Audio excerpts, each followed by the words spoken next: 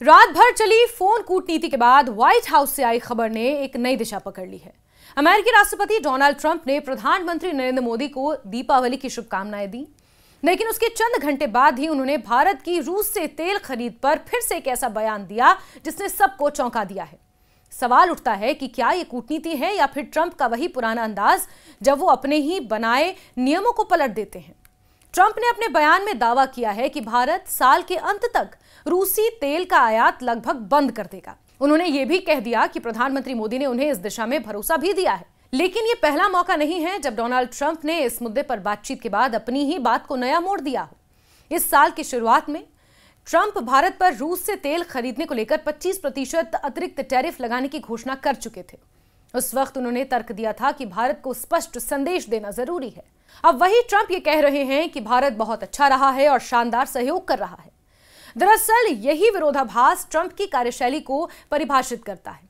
एक ही विषय पर कुछ हफ्तों में दो बिल्कुल अलग अलग बयान देना उनकी राजनीतिक पहचान बन चुका है।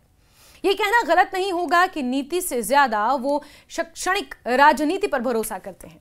यही रवैया अब अंतर्राष्ट्रीय व्यापार और ऊर्जा सुरक्षा जैसे गंभीर विषयों पर भी हावी दिख रहा है। जब उन्होंने नाटो महासचिव मार्क रूट के साथ वॉशिंगटन प्रेस कॉन्फ्रेंस में भारत के बारे में कहा कि आप इसे यूं नहीं रोक सकते, लेकिन साल के अंत तक वो इसे लगभग बंद कर देंगे, तो ये केवल भारत या रूस की अर्थव्यवस्था का सवाल नहीं था।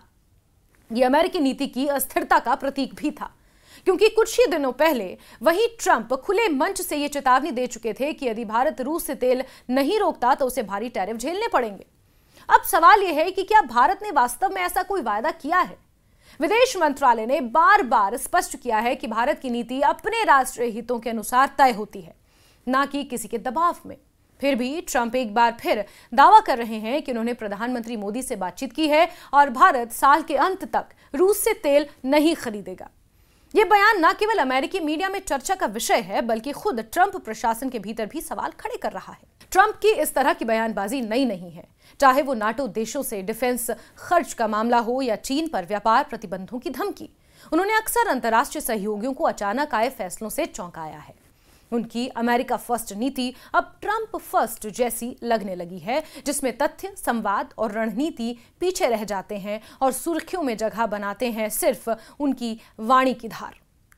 इस मामले में भी उन्होंने भारत की ऊर्जा नीति को लेकर कोई ठोस कूटनीतिक समझौता नहीं दिखाया, लेकिन मीडिया में बयान दे दिया कि भारत का रूस से तेल खरीदना धीरे धीरे खत्म हो जाएगा, जिसे फिर मिनिस्ट्री ऑफ एक्सटर्नल अफेयर ने पूरी तरह खारिज किया जब उन्होंने पिछली बार इस तरह का बयान दिया था। जाहिर है इस तरह का दावा करने से पहले तथ्यों की पुष्टि होनी जरूरी है, खासकर तब जब यह बयान वैश्विक तेल बाजारों को प्रभावित करता है। ट्रंप ने कहा कि भारत के लगभग 40% कच्चे तेल का आयात रूस से होता है। यह सांख्यिकीय रूप से आंशिक रूप से सही है, लेकिन पूरे संदर्भ में अधूरा है। भारत ने हमेशा यह स्पष्ट किया कि रूस से तेल खरीद उसकी ऊर्जा सुरक्षा रणनीति का हिस्सा है, क्योंकि वहां से सस्ता तेल मिलने से आम भारतीय उपभोक्ताओं पर महंगाई का बोझ कम होता है। ट्रंप का साल के अंत तक शून्य आयात वाला दावा भारत की इस स्थिति को नजरअंदाज करता है। यह स्पष्ट है कि ट्रंप अपनी राजनीतिक सुविधा के अनुसार अंतर्राष्ट्रीय मुद्दों को घरेलू राजनीतिक लाभ में बदलने की कोशिश कर रहे हैं।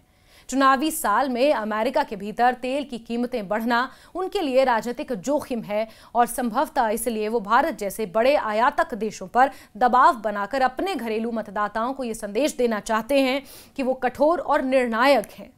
पर वास्तविकता यह है कि इस तरह के बयानों से ना तो तेल बाजार में स्थिरता आती है, ना ही अंतर्राष्ट्रीय साझेदारों के बीच भरोसा।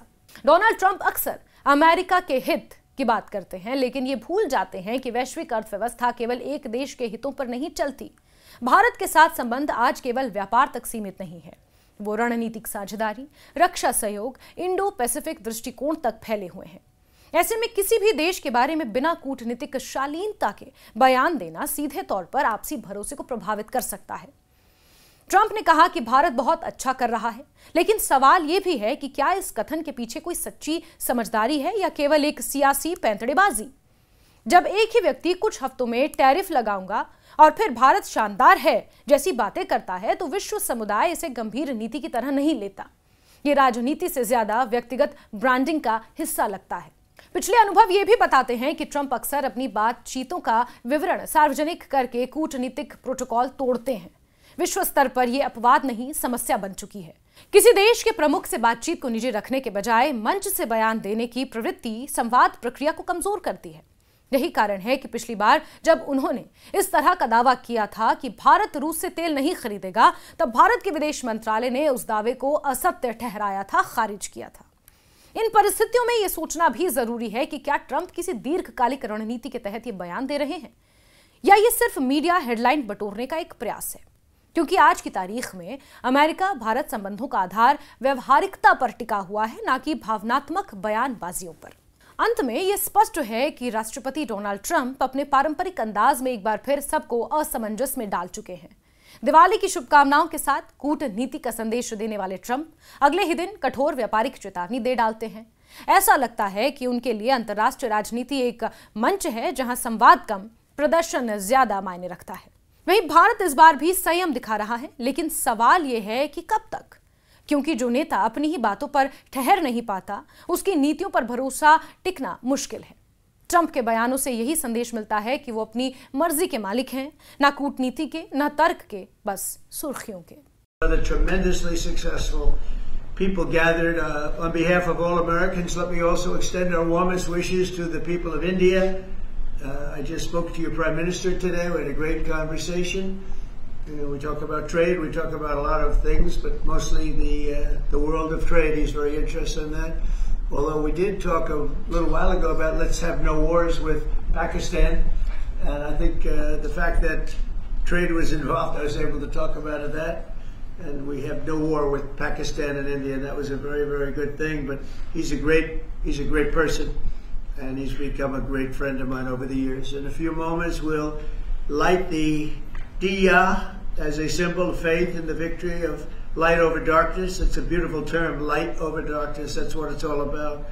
It's knowledge over ignorance and good over evil. During Diwali, revelers recall ancient stories of enemies defeated, obstacles removed, and captives freed. The glow of the Diya flame reminds us to seek the path of wisdom and to work with diligence and to always give thanks for our many blessings, and we do have many blessings. Everybody in this room has many blessings, and even I will say, I'm not going to use the word fake news, I refuse to use it. Media, if you want.